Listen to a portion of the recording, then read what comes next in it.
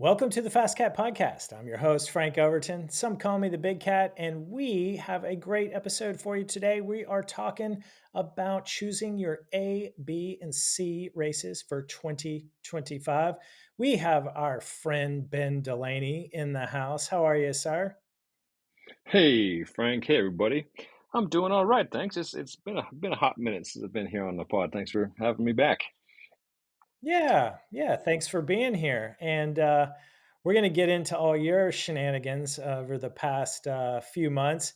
But everyone, we're going to do a little bit of gossiping. We're going to give you the lowdown of some races that you may be thinking of, maybe that you haven't heard of, things that we've attended, we've had athletes attend. We're going to share what we know.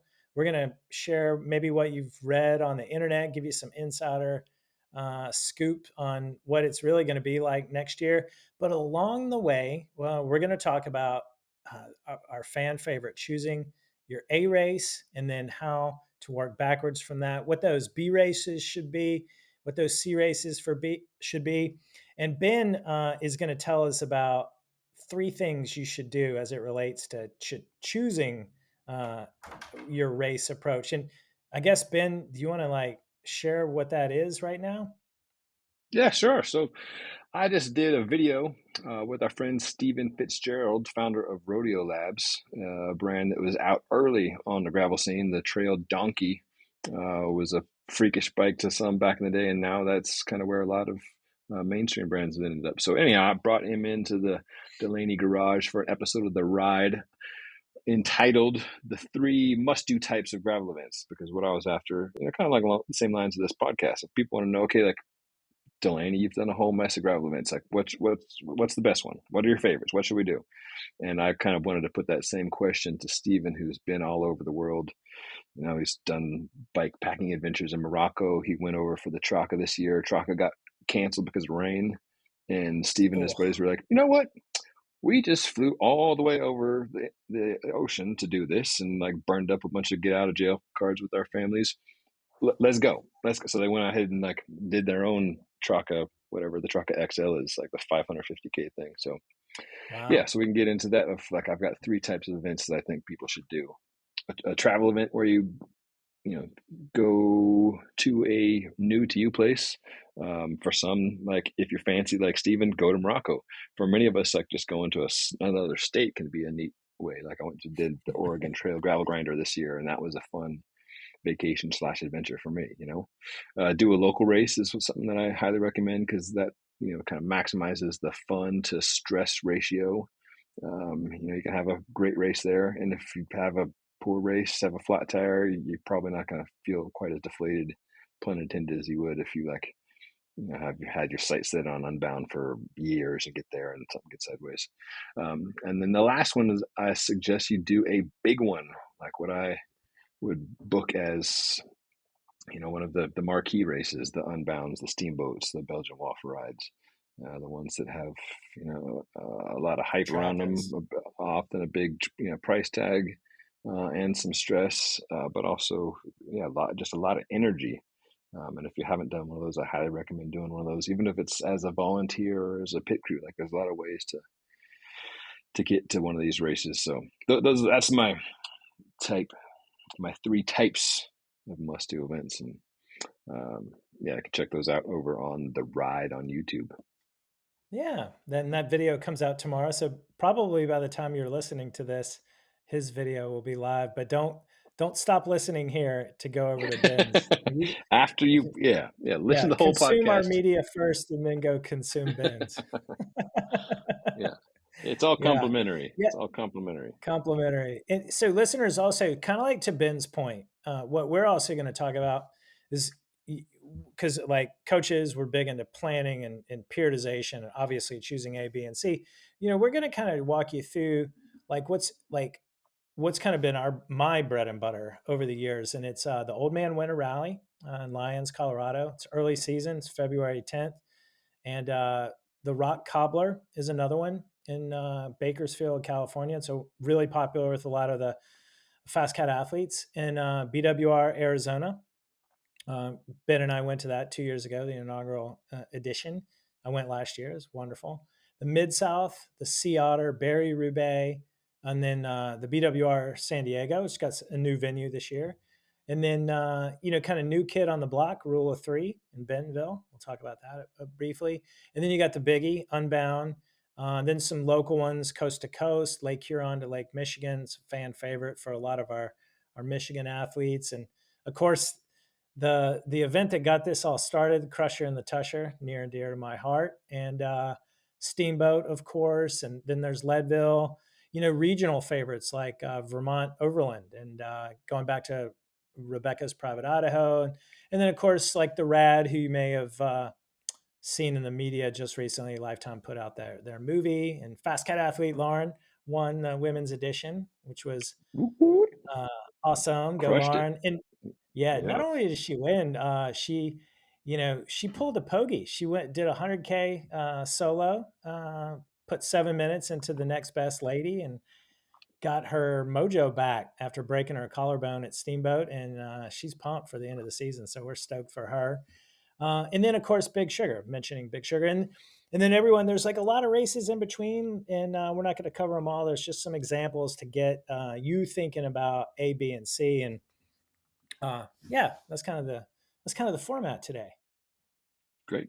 Great. Yeah. How many A's, B's, and C's can we do in a year? I was just with uh, Yeah. Sofia Gomez Villafane and her fiance Keegan Swinson down in Texas this past weekend. We were shooting a course preview for a relatively new event, the Valley of the Tears gravel race in Turkey, Texas. Mhm. And it was interesting listening to them talk about a number of things. But one thing we're talking about is just like how many races can one do? And she Yeah. and Keegan are obviously both professional athletes, and one takeaway from them was like there's a finite amount of events you can do at your highest level, and they're Hmm. looking at it from like this is what they do. They're not. Um, this is not after the job and the family and all these other things. Like with professional athletes, where the whole game is to do events. You can't Yeah. just do huge 200-mile efforts every single weekend, um, and Yeah. expect great results every time. So, Yeah. Yeah. if Yeah. for some of us, it's daily life dictates how many events we can do. But for some folks, they're in a spot where they've worked hard and have earned the right to play and have some toys and can race a lot. Yeah. So what guidance do you give to athletes as far as Yeah. what the right amount is? Yeah.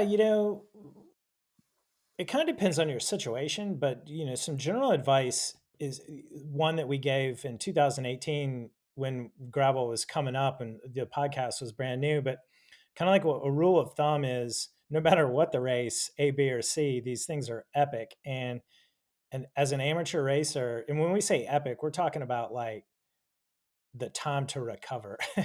Like Hmm. it and the rule back then 6 years ago was like do one a month at the max. And Hmm. I like even doing like 4 in 6 months is a lot. These gravel, this is not like your local crit or your cross country mountain bike race, or just like the long road race.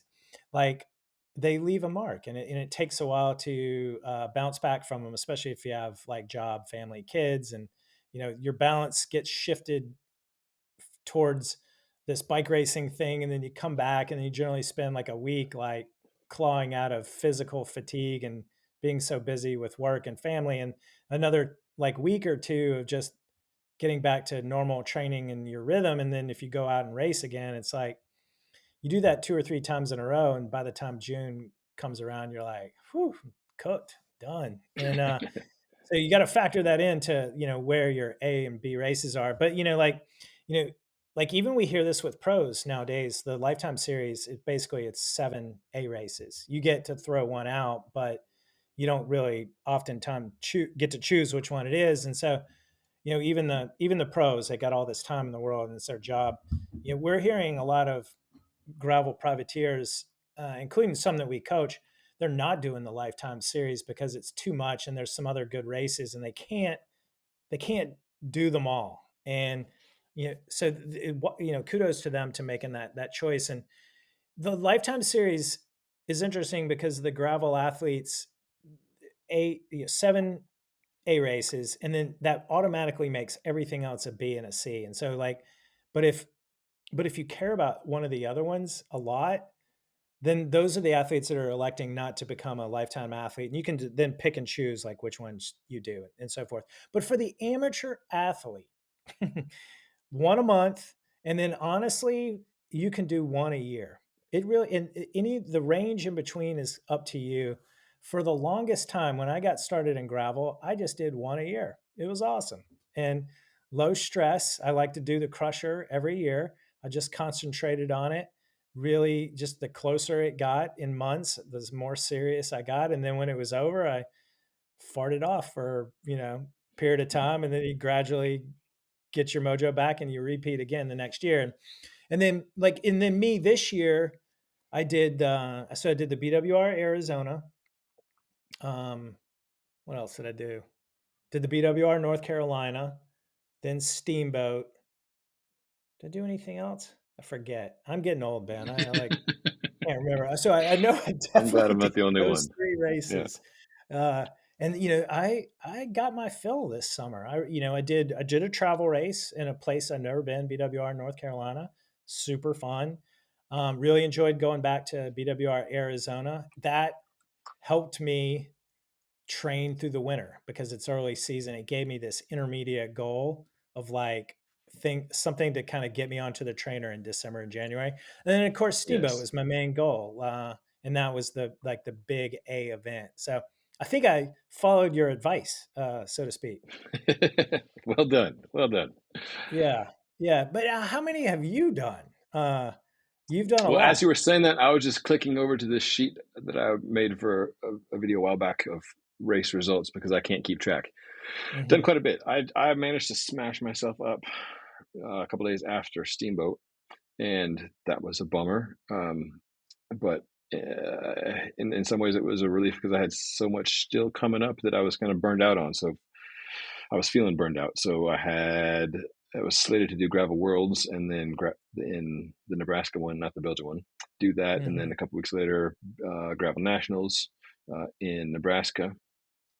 I didn't go, but I'm happy to say that my test bikes were second and first in different divisions. I lent one to our buddy Simon Kessler, former Uh-huh. South American road champ and road pro, who was second to a certain Tommy D in our 45 plus category, and then lent a bike to Pat Warner, VP over at Giant Group, um, who of course won a national title in his very first gravel event. This guy, yeah, he would. I'd hate him if he wasn't such a nice guy. Yeah, never done a Classic gravel Pat. race before. It was like, Yeah. yeah, asking me questions. How do I do this? How do I do this? And went like his Just pedal, 22nd Pat. national title. Yeah. Yeah. Yeah, but I'm Pat's a still on podcast answer your question. listener, Like, so good job, yeah, Pat. like how many did I do this year? Like probably 8 or 9. Yeah. Um, and well, one thing I love about gravel is that you can select your distance based on whatever you want, really. So Mhm. it's not just if you sign up for this event, you have to do the hardest, longest, most epic thing ever. Yep. And I realize I'm in a position of a bit of luxury getting to do so many that I can take some more seriously and race some and then kind of just cruise others. But that's has been a fun way for me to do a bunch of them. That sometimes I do the shorter ones. So for instance, first one of the year, Transcordilleras in Colombia was a hoot for Mhm. me. And I think in part because I did the 3 day version, and some of my friends who did 8 day were salty for quite like literally and metaphorically salty for a while, and took some serious recovery.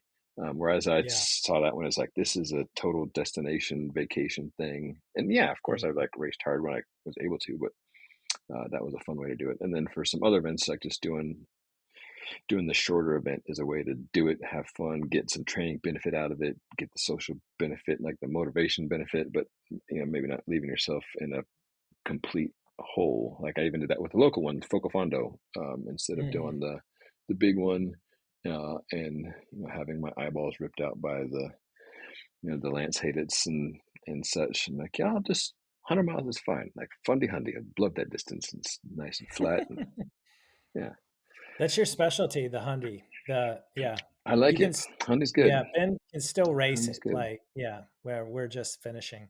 Me, you mentioned distances and stuff. This year I chose all middle distance. Hmm. I kind of gave up the ghost of doing the trying to be competitive in the long ones, and I'll tell you why, everyone, because I'm good for like 6 to 8 hours of training per week. That didn't change this year. My goal is to just train consistently, no matter what it was. Just stay consistent and not focus as much on volume as I have in the past, because a lot of these big races definitely necessitate volume. Like, you've maybe heard of the term, their a fitness contest or an endurance contest. Basically, the one that trains the most wins. You know, and it's still like that at the Ironman level. You talk like the Norwegians. It's like what's the best training method? It's the person that can train the most and recover the best wins. And a lot of these gravel events come down to that. And of course, that's not withstanding talent and stuff like that. But for amateur athletes, a lot of these events do just it's a fitness contest, and I just didn't feel like competing in that anymore because I did only have 6 to 8 hours a week, and I previously have competed in those, and it's a lot of pressure, and it takes a lot of time, and I didn't, so you got to carve out the time, and a lot of athletes don't want to carve out that much time anymore. So anyway, long story short, sorry I'm rambling. I had a great time doing the BWR Arizona, the middle distance. I think it was like 68 miles. It took me like 4 hours. And BWR North Carolina, I did also the middle distance one. And it's fun. You can actually talk and converse and enjoy a beer with people afterwards. Whereas like Steamboat, the black course, it's like a zombie Yeah. afterwards. Like Yeah. grown men curled up in the gutter across the finish line. It's like, I don't know. So anyway, and then of course, Steamboat again. I've done the red course 2 years in a row. Super fun. Not a lot of pressure to put in long, big miles, but you get to race and mix it up, so you still get that shoulder to shoulder racing feeling.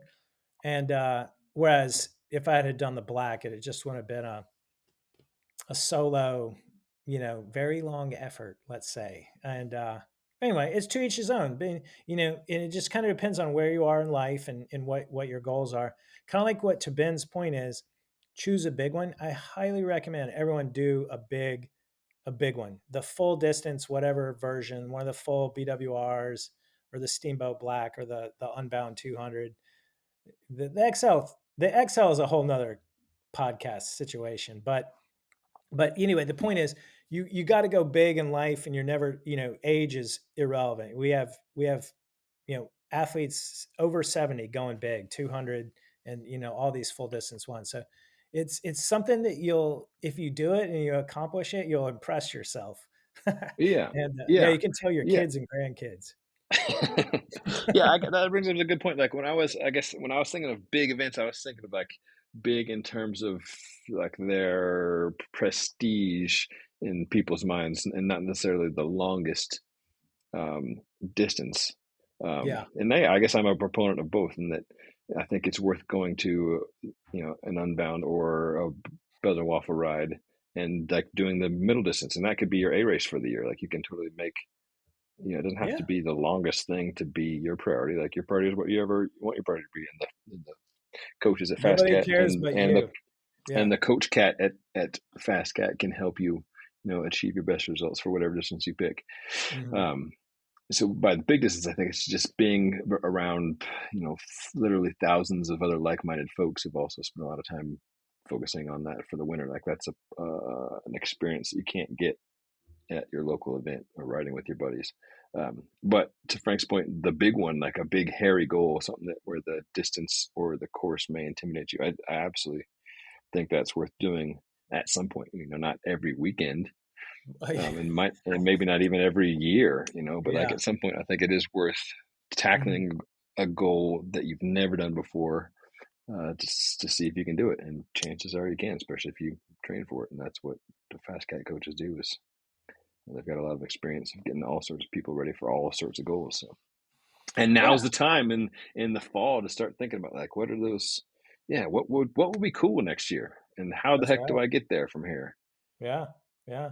The thing about going back to like the BHAG, the Big Hairy Goal, and these are like bucket list races for a lot of you listeners, and it's like you know, they're so rewarding to like physically be able to do. It's really like I had dinner with like like a friend of a friend the week before I did the Steamboat Black, and he was like, "You're gonna ride your bike 140 miles," and I'm really proud of myself. I was like, "No, I'm gonna race my bike 140 miles."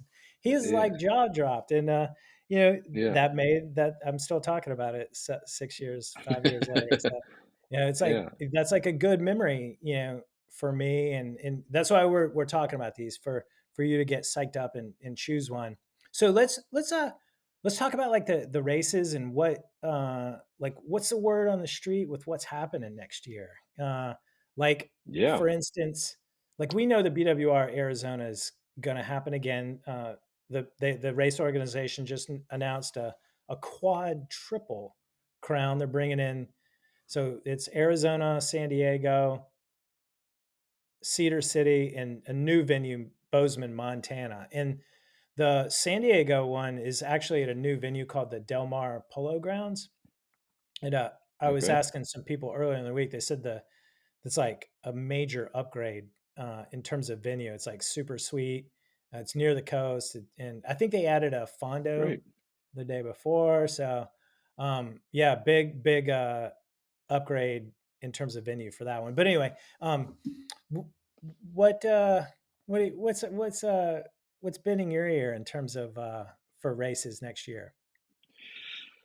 Well, as far as gossip, starting to stick with the title of this podcast here, Steamboat Gravel. That's the Oh biggest yeah.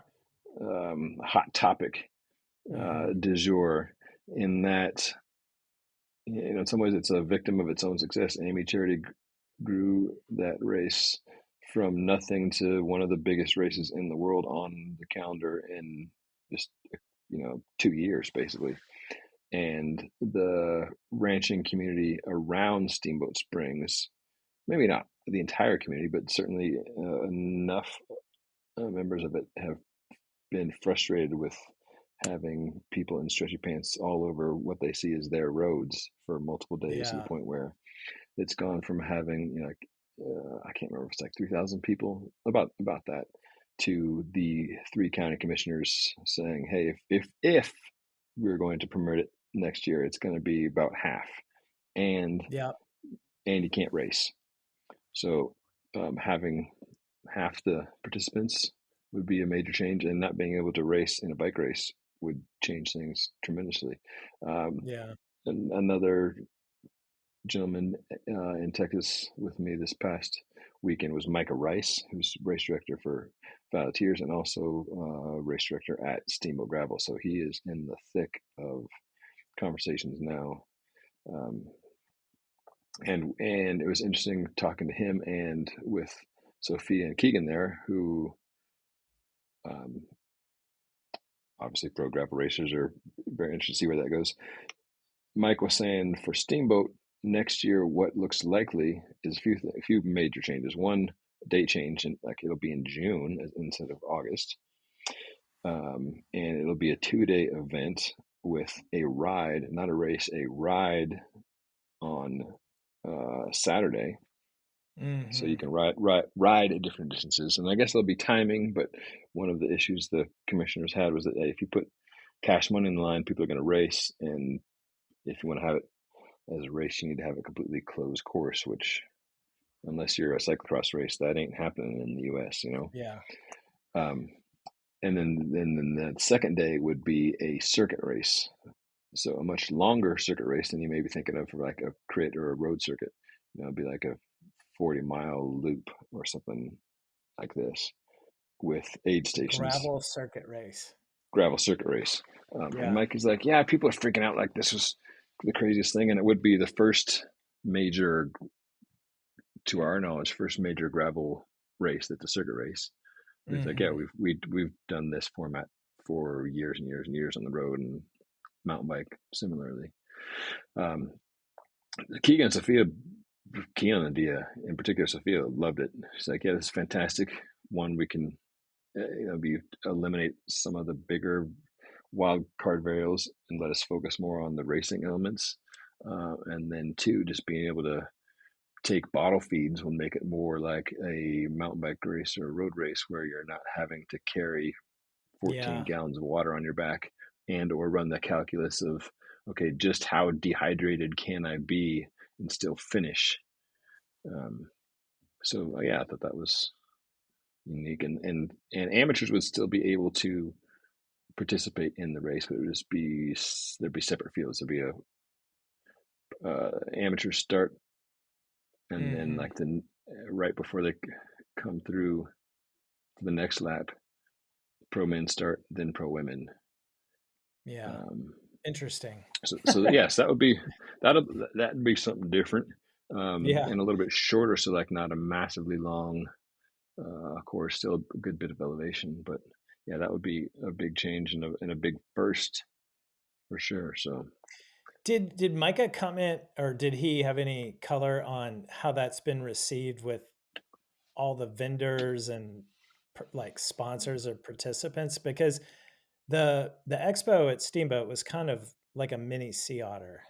I thought it was fairly big, and uh, it was wonderful. oh yeah, people love it. Short answer, no. I didn't push Hmm. him too much on that. I think you and I can make some pretty safe speculations that yeah, that's a bummer. If in Yeah. fact what the county commissioners are saying hold, and that yeah, you can do half the number of participants.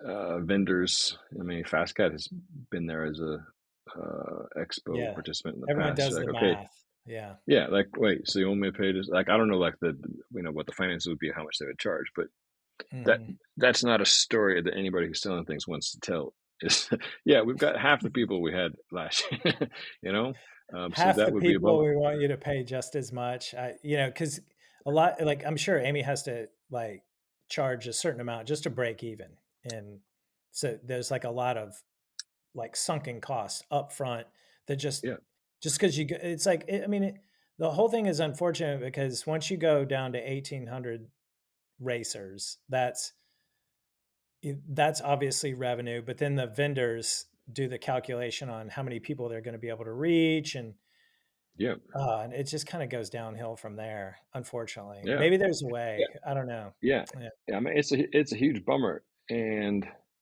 I mean the double edged sword of gravel is that it's a relatively new thing, and each race promoter, with kind of the exception of Lifetime and BWR, are doing it on their own.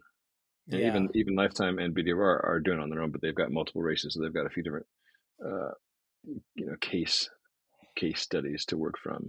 But like there's no simple playbook to follow, and as a participant, that can make it both fun and frustrating. Like it's cool to go and do different events where it is kind of wild, like rock cobbler. Fantastic. I've been telling people to go do this for years. I've yet to do it myself because it's on the other side of the country. But you know, doing events where you're running up a hillside one moment, riding through somebody's living room the next, riding through a biker bar.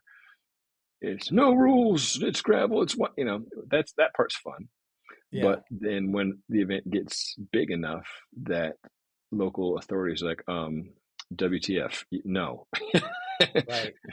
and rain on your parade either like mid event or something like what's happening at Steamboat. Um, that is obviously a bummer for the people with a financial stake in the thing, but also for participants too. You're like, hey, but I thought this was going to be this kind of party. So it's Yeah. it's still, I think, very much a buyer's market, and it's a great time to be a gravel participant because there are so many different events out there Hmm. of varying levels and qualities and such. But like you got a ton of choice, and it's still, I think, pretty tough for promoters. Like even if you can get racers to come to your event one year, how do you get them to come back the next year? Because even if it's a good event, like that was cool. I wonder what the next one's like. I wonder what this one's like. So it's a tough spot for people putting on events. Yeah. And then like us as a company, what was nice about Steamboat, we had so many athletes going there. It was like this, you reach this like mass like point of momentum. It's like we gotta be there. And it's like we rented a house, we, flew in all the coaches and we had this like big dinner for all the FasCat athletes. It's like you get to see everyone. And now with less people being able to enter, more people won't actually be able to get in and what that looks like. And yeah, it's just a bummer. But everyone That, that yeah. What were you gonna say? I was gonna say, the scarcity, whether it's planned for marketing purposes or otherwise, it is definitely a reality for the hot races, the cool kid races. Um, Mhm. but I would posit that there's still a way we can make it a social thing, um, in that you can still go and participate in the event, even if you're not racing it, by supporting it. Like, Yeah, totally. you know, Yeah. going and different races have different rules for like, what that can look like. Um, but like I was up at Leadville for our man Elliot, and Mhm. zero pressure on me. I wasn't riding bike, I was just like hanging out, drinking coffee, but was still able to enjoy the energy of such a huge event and still have Mhm. like some of the logistical games the night before, like, hey, where do we set up, and like how much time is it going to take to get from point to point, point A to point B, and what's the map, and still like the gamification of like time based challenge. Um, so there's still that can be done, and if you're there for a few days, you can still get some great riding in, without having to fork over like a $300 entry fee or whatever. So Yeah. people will do that at the Unbounds and Steamboat and Leadville. It can still be a social thing, but yeah, ideally you can all just show up and do the whole thing together. And Show up and that's ride. why, I like, yeah, some of these smaller races that offer that too. It's just a matter of like coordinating with your crew as to everybody aligning their weekends. Yeah.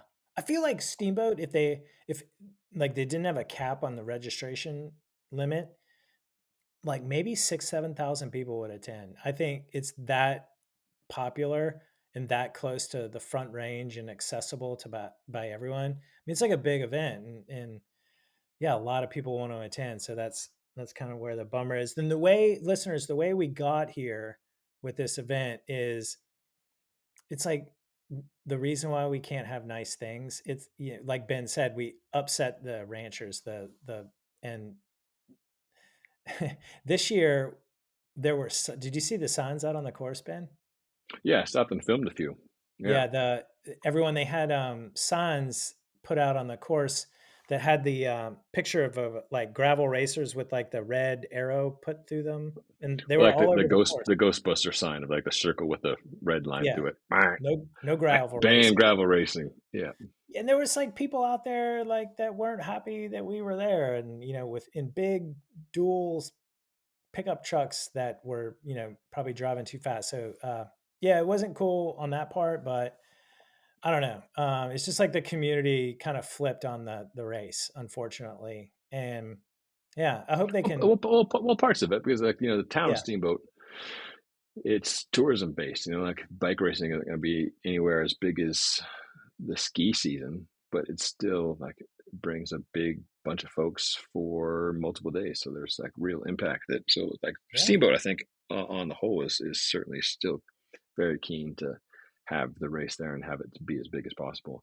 It's some folks who live outside of town who aren't getting hmm financial or emotional benefit yeah, from the race, where it's like this is just a nuisance and a problem.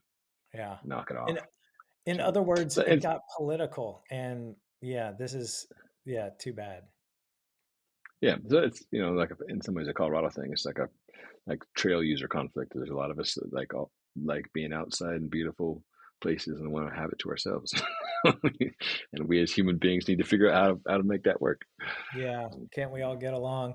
Well, on the other side of the coin, what in your opinion is like an up and coming race that's super awesome, but not that many people know about? Yeah, yeah.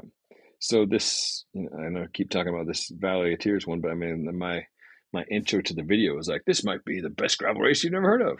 As it Nice. just started last year. Um, it's put on by the Fairley family, who are, most of the families are keen cyclists. There are 5 children, and the 3 boys are all bike riders. Christian Fairley was a World Tour level pro, Garmin Sharp, HCC, High Road, et cetera, et cetera. Yeah. Um, He used to come into FasCat long ago. yeah, yeah. I was telling him an old man story, like, yeah, I remember when you would come to New Mexico as a junior racing in your hot tubes kit. Yes, super nice family, super into cycling and putting on an event in Turkey, Texas, population 317 people. Um, we were out, I don't know, all day and saw very, very, very few vehicles. Um, Hmm. a lot of Mid-South-esque red clay roads and hillsides, like in the canyon country. Driving out there, it looked, it's the high plains.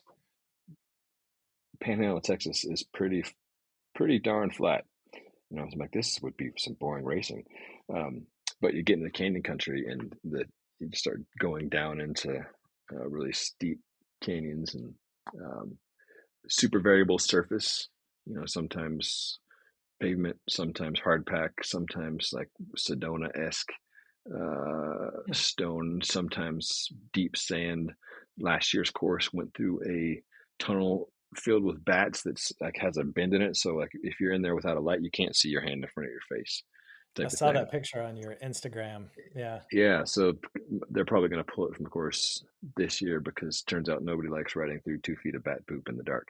But it makes for cool visual. But yeah, 3 different Come on. distances. Um, and yeah, it's like one of those, like, it's exotic enough, but also close enough, and good time of year. So I'm excited for that one. Um, and entry fee $40, Wow. That's right? I was like, amazing. Yeah. yeah, yeah, What's it's the like 26 nearest city? 26,000. It's halfway between Amarillo and Lubbock. Okay. So Yeah. my cameraman and I flew direct from Denver. It was like a Hmm. 60-minute flight to Okay. Amarillo, and then yeah, drive down to Turkey, Texas. Um, yeah, so that's a sweet spot of, and the racers just totally take over the town because it's a tiny little town. You Hmm. know, Well, and that's a then when cool is that one. next year for listeners? When That what, is March 12th.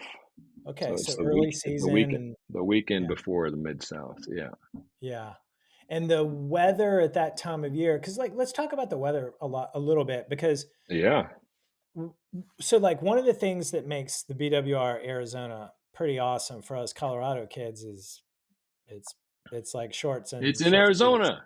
It's in Arizona, Yeah, yeah. And like you've been in your basement or freezing if you've been riding outside and you come to sunny Arizona and you do a bike race and it's like literally motivating to be in the sun and warm weather. And so it guaranteed adds 5-10 watts to your step. And but like so imagine Texas March, that's gonna be 70s, 80s yeah. ish. So just like with the inaugural BWR Arizona that you and I did, it Uh-huh. snowed right before uh, Oh boy. Valley of Tears this year.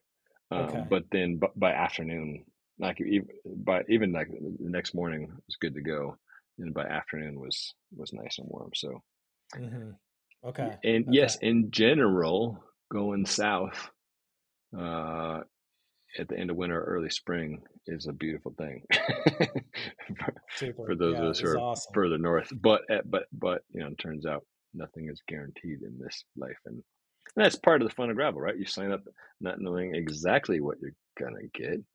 They're not all quite as polarized as like an old man winter, where some years you're You know it's racing gonna in be winter. shorts and t-shirts, Yeah. and sometimes like the event gets canceled because there's 3 feet of snow on the course. But um, They didn't you start us off canceled. Actually started that year, and then they canceled it after we got out there.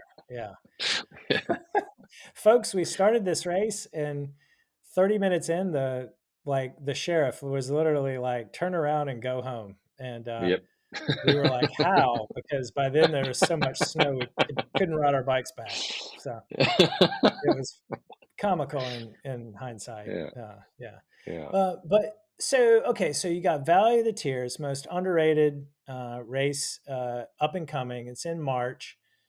So the one thing I have heard from listeners and athletes in our community is the rule of three, and Mm, yeah, it's in Bentonville, May 18th, and as I understand it, it's I love these races where no matter what bike you pick, at some point in the race you're on the wrong bike because it's like a mountain bike race in some places and a gravel race in others. And when we say mountain bike, it's like single track, kind of need a front fork type bike. And yep. but yeah, a lot of folks just rave about this. It's on my bucket list, and I would like to get there and do it one day. I'm not sure if 2025 is the year, but it's on my radar. And because I started off as a mountain biker, so there you go.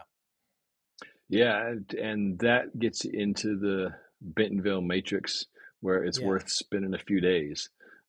Bentonville, thanks to Walmart airs the grandsons of the Walmart founder have poured literally millions, if not more, into cycling infrastructure there, and it's something to see, something to ride.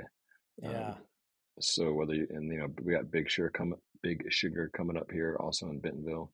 Outer Bike is the same weekend, so there's lots of gravel stuff in that area, and yeah, that I definitely put that in the travel bucket of like, yeah, go and do the event and then leave yourself a little bit of time on the front end or back end That's for right. other riding and exploring, because that's a hoot. Yeah, that's a good Yeah. one. Um, Yeah. yeah, I was just speaking to Andy Chastain, who's helped put that on. Uh, yeah, he's down there in Bentonville, and he was talking about how the latest thing in Bentonville is heli rides, and that they'll drop you up at one end of, I can't remember the name of the trail. There's like one long trail, yeah, fly you out, and then you ride all the way back in. So Wow. they're gonna be rolling that out um, to the media around Big Sugar. Hmm. Yeah, he was inviting me out for that. I'm like, yeah, I'd love to, but I can't even really hold onto the handlebars on the trainer at this point, much less ride outside. But anyhow, yeah, Bentonville, great Yeah. one. That's a great one. Yeah. Same weekend, our buddy Pete Stetna has Stetna's Pay Dirt out Yes. in um, Carson City, and that's a uh, enduro style 3 time segments, like long segments. Like the first one's like an hour and a half, Hmm. um, chunky gravel, and then 2 single track but very gravel bikeable segments, and then like hanging out in between. That's one I did for the first time earlier this year, and that was a hoot. Yeah. The time segment format, it was a thing early on in like 2017, 18. It seems like a lot of races have gotten away from it. And the Fondos do the time segment thing. That's why I love Fondos or like enjoy them. I think not enough gravel races do the time segment thing. Maybe it's just not their jam, but I like both, is what I'm saying. Yeah, yeah. I've helped put on races that have the time segments, and it's a logistical nightmare. Because Yeah. instead of Which just like having ones? start finish plus a camera there that you can go back and review, Mm, you're counting on timing chips working at 6 distinct locations, like out in the middle of nowhere, and inevitably something's going to get sideways. hmm. Um, so yeah, I've been burned by that on the organizer side of things. Right. But as a participant, that can be fun. Um, Yeah. Yeah. and Yeah. it's like a little mini stage race all in one day.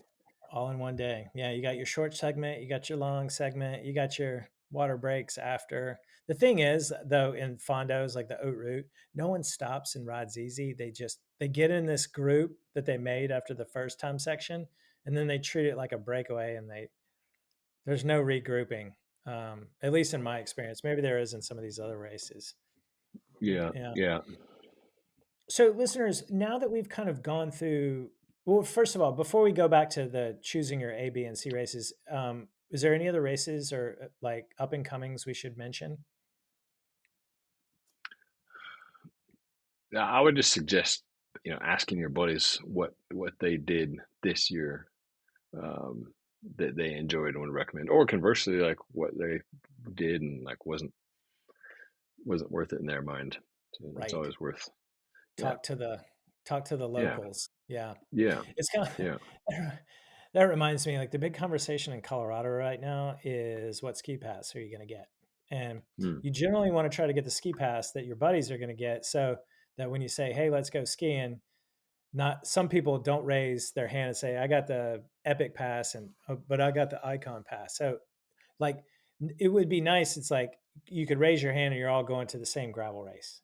So talk yes, with your absolutely. peeps, and it makes it for a fun experience. And you also get the beta on like, oh, the lodging sucked here, or it was really good here, and go to this restaurant because we had so much fun, and so forth. Yeah. Yes. So with regards to like A, B, and C races, did you ever pick an A and a B and a C, or did you just ride fast at all of them? I had picked an A of gravel nationals Hmm. because last year I got second and I wanted, Pat's got 22 jerseys. I don't have any. I just wanted one. I just wanted one, Frank, to I just hang on want the wall. one. So that was my A-ist race. Oh, man, I'm sorry. That stinks. You were close. You were flying. Yeah. C'est la Yeah. vie. Yeah. Well, so So, so so yeah, anyway, that was the A race, and then the rest were probably C races, and that because 'cause you're I'm working doing it. them. I'm doing Yeah. it for work, and yeah, and if Yeah. I'm going well, I'm gonna try to race it. But I yeah, I've got like a different mindset about Yeah. Yeah. events. So, Yeah. so for the listeners out there, you've heard about these races. Generally, it's October. Most athletes, in our experience, they already know what a race they're going to do next year. Maybe some are thinking about it. For a lot of listeners out there, athletes, they're like, they've already committed mentally to doing Unbound, for example. They're already like, probably the news about Steamboat that we just shared about the earlier date may have other folks that previously were choosing Steamboat as their A race to say, I'm going to choose a different A race this year. Maybe it's Leadville because you'd made Steamboat your A race in years prior. Doing You can make Leadville and Steamboat your A race together. You got to be like a boss for that. But they're on different weekends. Your form's going to be really, really good for that time frame. You can get a lot of bang for your buck for all your hard work for the previous 6 to 9 months.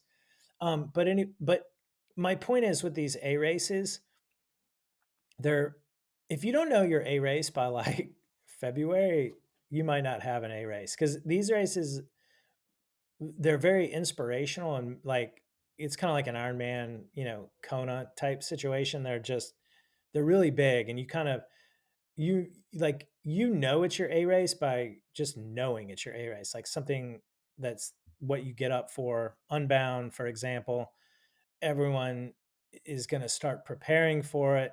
But then, like, last year, what is the dates like December 5th or 7th? Like everyone, puts in their entry and that you get in through the lottery. And then after that, it's like just that's my A race, 100% focus. And the reason why it's important to know that is because if you're doing Unbound, you can really only have like one or two A races. The way to think about it is form and tapering and peaking. You can really only peak about twice a year. You know, for most amateurs, we can peak once a year. It's really tough to peak twice because we're amateurs and we have to go back to work after the first A race. And that generally messes up. Like you don't have enough time to build up to peak for a second one.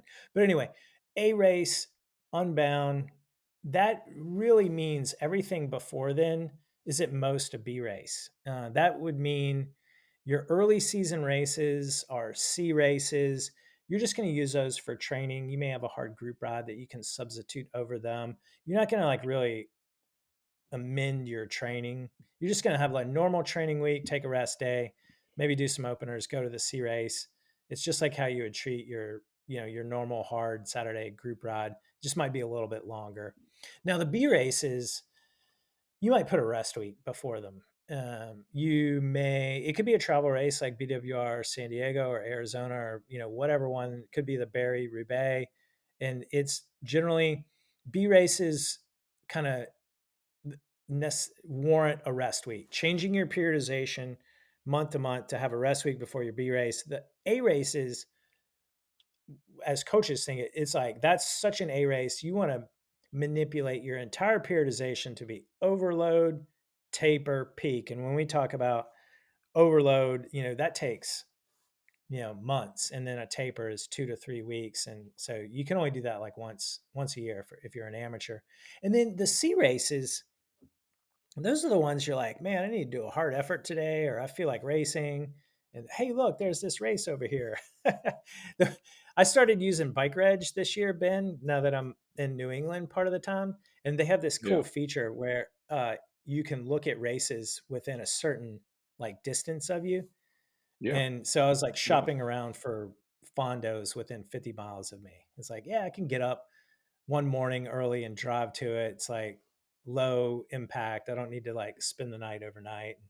So anyway, like those are example of like C races, and you don't need to decide them now. But for the A races, you want to put them on your calendar, and you want to be working backwards from them, like now here in October, November. The B races you can kind of slide in there because you can change up your periodization without messing too much up, like within 3 to 6 weeks out beforehand. But it's good to get those in. We as coaches, additionally, like to know when your first race is, no matter what it is, A, B, or C, and then when the last race is, no matter what it is, A, B, and C. Generally, the last race I like to tell athletes is make it an A or a B, unless it's like a really fun C race. And Steamboat for the last few years has been my A race. It's also been my last race. And a lot of athletes do the same thing. They just have this huge buildup for this big, big race. They spend all this time, they get done with it, and then they shift like focus back in life to family and work. And they just need to come up for air. And so that generally winds up being the last race of the season. Yeah. That makes sense. Yeah. So, folks, that's your A, B, and C races. One other thing that we'll share in the show notes is put them down in a kind of like a do-it-yourself calendar. Put them down in a list, like a Excel spreadsheet or Google Doc, and just we'll share the one that we have. It's just name, date, location, and then color code it like red, orange, green. Green is your A. B is your orange, and red is your C race, and that'll help you kind of map out your season. It might help you prioritize like logistics. I used to tell athletes, you know, you need to plan for these financially, and then like plan for time off of work and travel. There's some logistics involved in these big races. So you got to, you don't want to have too many in next to each other.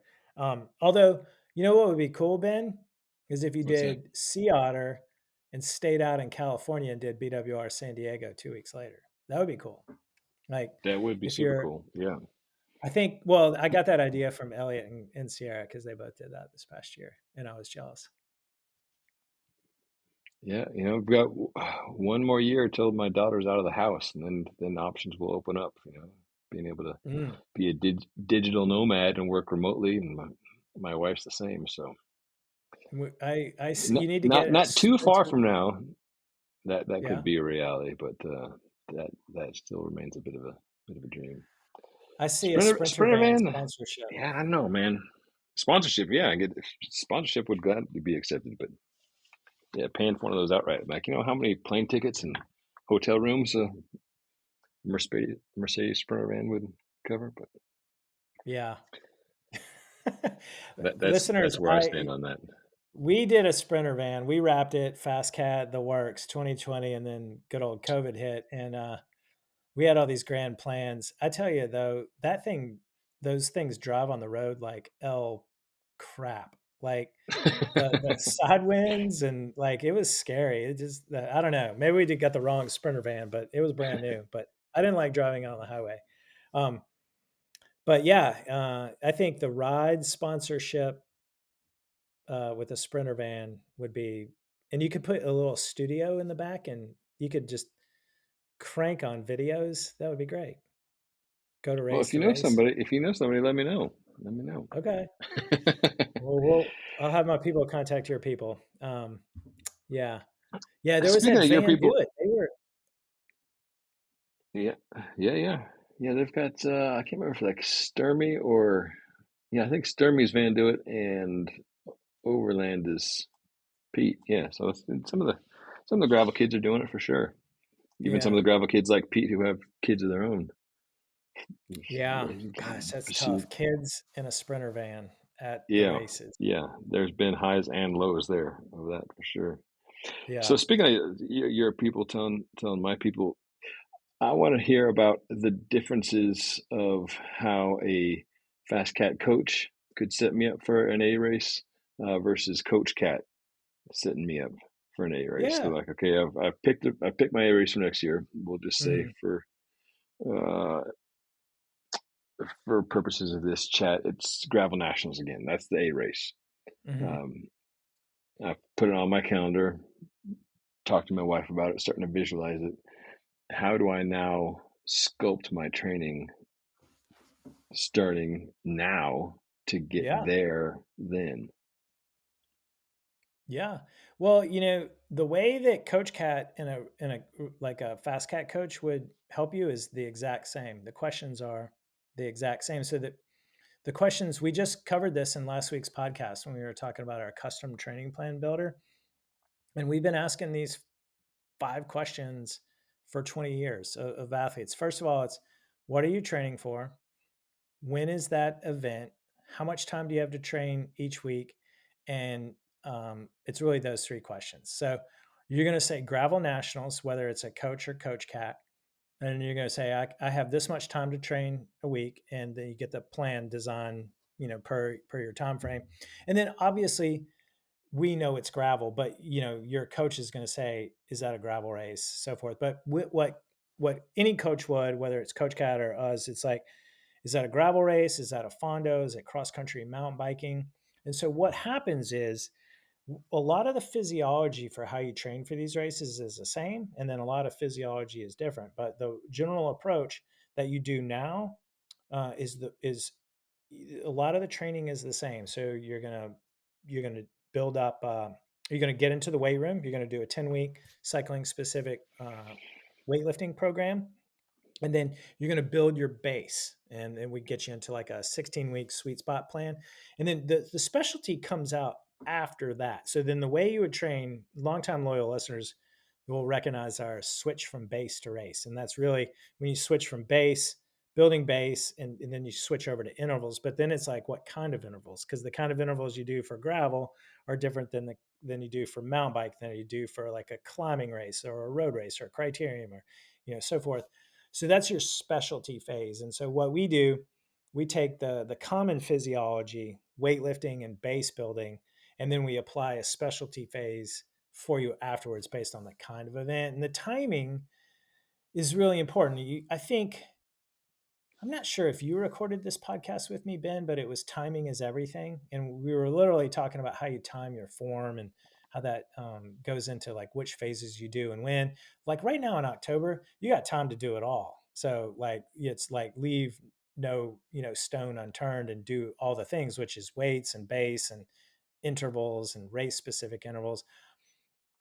But if you were to call a coach or hire Coach Cat in January, there's like a big decision to make. When is this race? And, we know this from experience. A lot of people are like, yeah, it's 10 weeks. And we're like, okay, here's what we do. And so you got to skip the weights.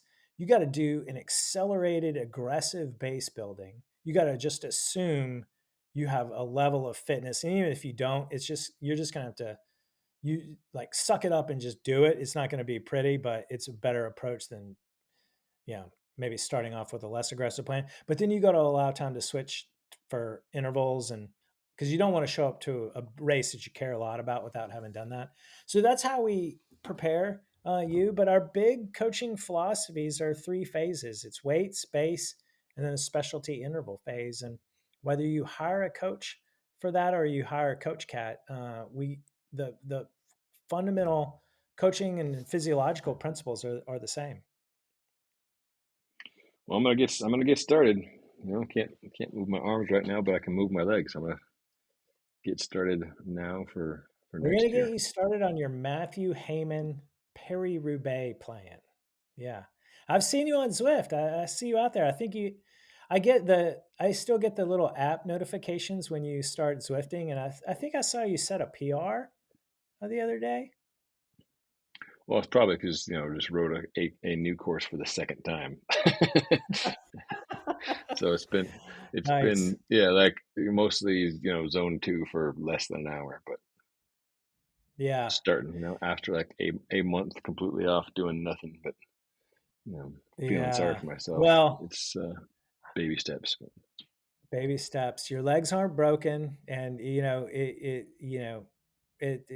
4 months, you're going to be like, crushing it. You're going to be like Zwift level 100. I know it. And you're going to be like setting all sorts of 400-watt efforts and all that. Yeah, we'll get there. We'll get there. Yes. Yeah. Mm. So, listeners, I hope you've enjoyed this episode. Big thanks to Ben for being on the pod. It's great to hang and chat with you, get all that intel. Yeah, thanks for having me. It's good to catch up. Yeah. Yeah. Well, let's do it again. If you have any questions about which gravel races to attend, uh, we we're starting to ask the same questions of ourselves. And I think in a couple of podcasts ago, one of the FasCat coaches were like, "What's your events?" And I was like, geez, I need to figure that out. So that's kind of why we podcasted about this today. If you want more perspective, please reach out to us. Maybe you got some intel about your local race that I'm sure we could share with the rest of the community. So, yeah, that's our podcast for today. And yeah, thanks again for Ben for being on. And you all know what to do, which is, well, actually, hold on. We didn't do any announcements or anything. We didn't do any announcements because we got right into it. But I tell you what, listeners, we have a contest going on in October. It's called Show Up and Streak. Yes, streak, like old school, naked through the campus, but not really. What we're really talking about is a streak. And so here's the deal: when you work out, you win because no one ever said I regretted that workout. So when you work out, you win. And when you ride 2 days in a row, that's a streak. And the contest is to start a streak and make 80% of your calendar turn green for the month of October. Make it turn green. If you ride, you turn it green because you tried. And if you take a rest day and you had a rest day, it turns green. It's magic like that. So show up and streak, make 80% of your calendar turn green for the month of October. Do that. Send us a screenshot to help at fastcatcoaching.com. We will send you a FastCat t-shirt.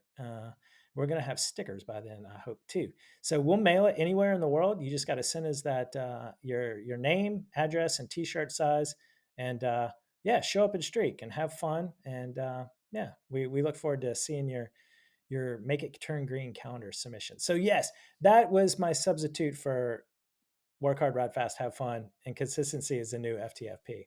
Yeah. So thanks a lot for Ben for being on the podcast. Great to see you, and I look forward to Zwifting with you this winter. Yes. Right on, everyone. Peace.